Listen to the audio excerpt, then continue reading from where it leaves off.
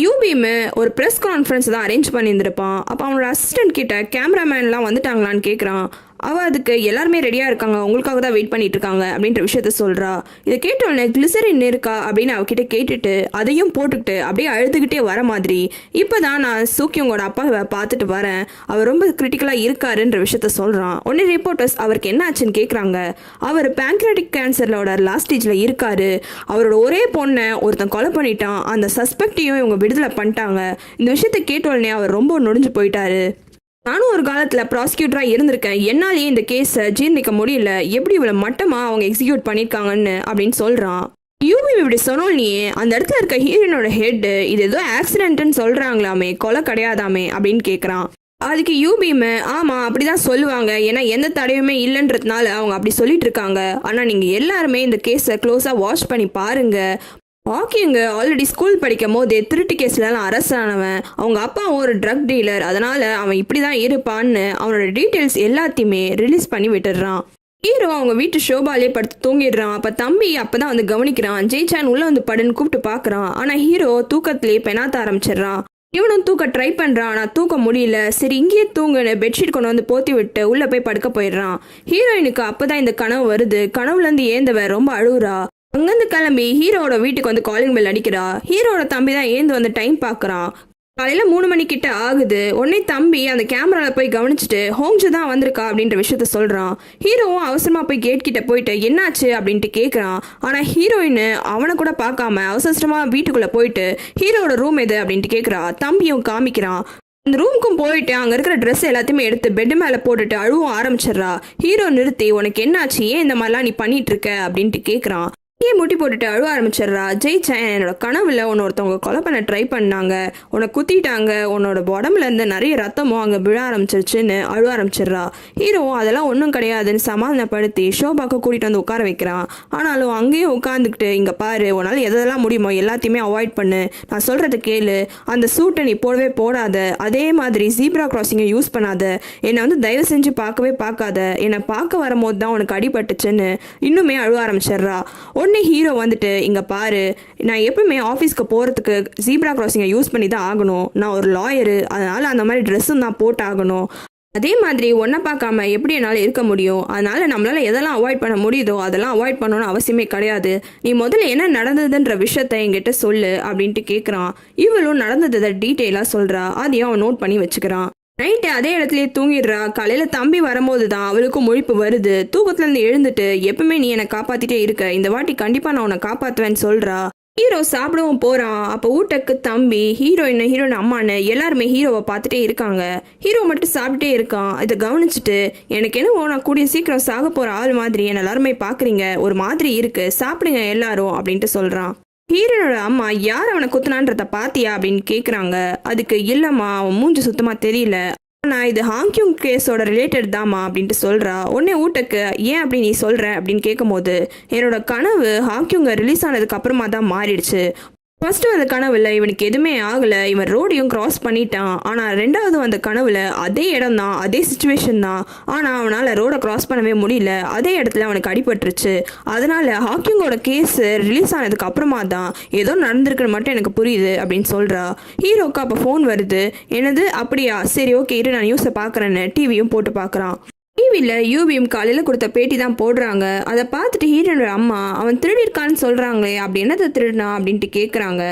School படித்த போது நடந்துச்சு, அவன் பக்கத்து ஹோட்டல்லேருந்து அந்த காடோட ஆட்டோகிராஃபை திருடிட்டு வந்துட்டான். அதுக்கப்புறமா அந்த ஹோட்டல் ஓனர் வந்து பிரச்சனை பண்ணி அந்த ஆட்டோகிராஃபை திரும்பி எடுத்துகிட்டு போயிட்டாரு. அப்போ கொஞ்சம் சலசலப்பாயிடுச்சு. அதில் அசால்ட்டுன்னு சொல்லிட்டு அவனை பிடிச்சி கொஞ்ச நாள் ஜெயிலில் போட்டிருந்தாங்க அப்படின்ட்டு சொல்கிறான். உடனே அந்த அம்மா ஆட்டோகிராஃபை திருடினதுலாம் ஒரு திருட்டா அப்படின்னு கேட்குறாங்க. இது நடந்து 10 வருஷம் ஆகுது, ஆனால் எதுக்கு அந்த விஷயத்தை எல்லாத்தையும் இப்போ கிளறினாங்கன்னு தான் புரியல அப்படின்னு ஊட்டக்கு சொல்கிறான். இப்போ ஹீரோட தம்பி பதட்டமாக ஃபோனை காமிக்கிறான். ஆனால் அவங்களோட ஃபோட்டோவையும் அவங்க ரிலீஸ் பண்ணிட்டாங்க, பாருங்கள் நீங்கள் ஒரு லாக் இல்லாத ப்ராசிக்யூட்டர்லாம் அவங்கள பற்றி டீட்டெயில்ஸ் எல்லாத்தையுமே போட்டு வச்சுருக்காங்க அப்படின்னு சொல்கிறான்.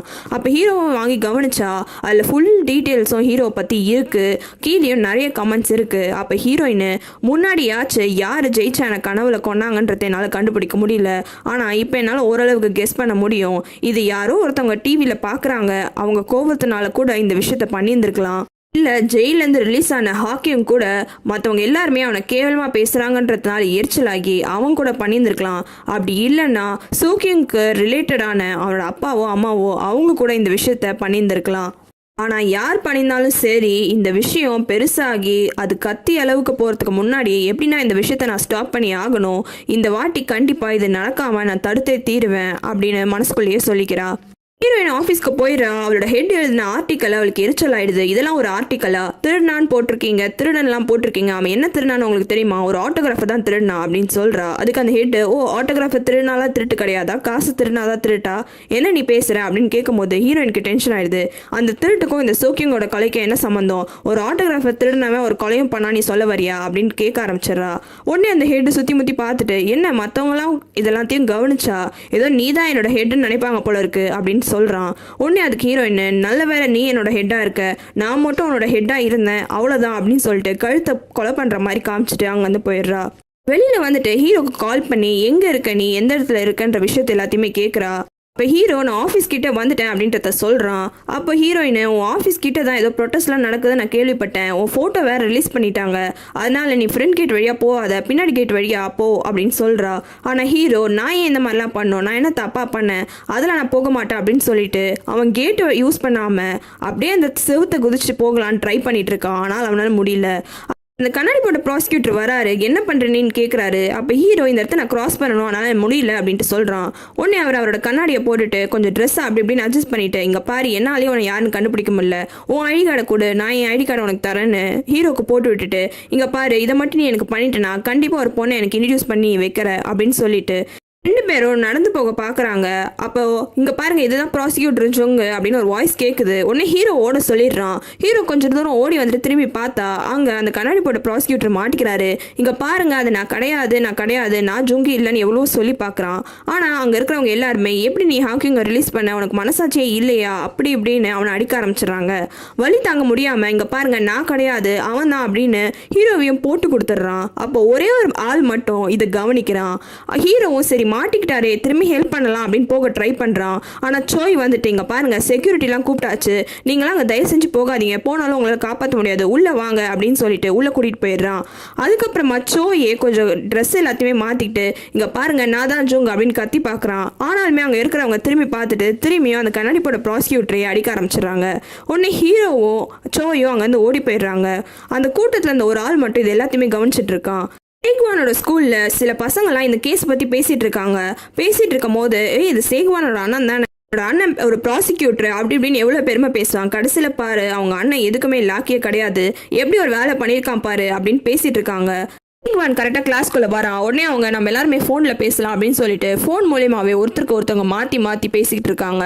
இது நோட்டிஃபிகேஷனாக வந்துட்டே இருக்கு. உடனே சேக்வானுக்கு என்னடா நம்மளுக்கு மட்டும் வரலேன்னு ஓப்பன் பண்ணி பார்த்துட்டு, நான் இல்லாமல் நீங்கள் எல்லாரும் ஒரு குரூப் ஃபார்ம் பண்ணிட்டீங்களா அப்படின்ட்டு கேட்குறான். யாருமே அதுக்கு பதிலே சொல்ல மாட்டேங்கிறாங்க. சேக்வானுக்கு இது ரொம்ப கஷ்டமாயிடுது. கண்ணாடி போட்ட ப்ராசிக்யூட்டர் செமையா அடியெல்லாம் வாங்கிட்டு ஆஃபீஸ்க்கு வராரு. அப்போ எல்லாரும் சுற்றி நின்றுக்கிட்டு, உங்களை எந்த ஆங்கிளில் பார்த்தாலுமே ஜெயிச்சான் மாதிரி கிடையவே கிடையாது, அப்புறம் எப்படி எல்லாரும் கன்ஃபியூஸ் ஆனாங்கன்னு கிண்டல் பண்ணுறாங்க. அதுக்கு அவரு, நான் ரொம்ப அழகாக இருந்தாலும் அதனால என்னை பார்த்து கன்ஃபியூஸ் ஆயிட்டாங்கன்னு திரும்பி கத்துறாரு.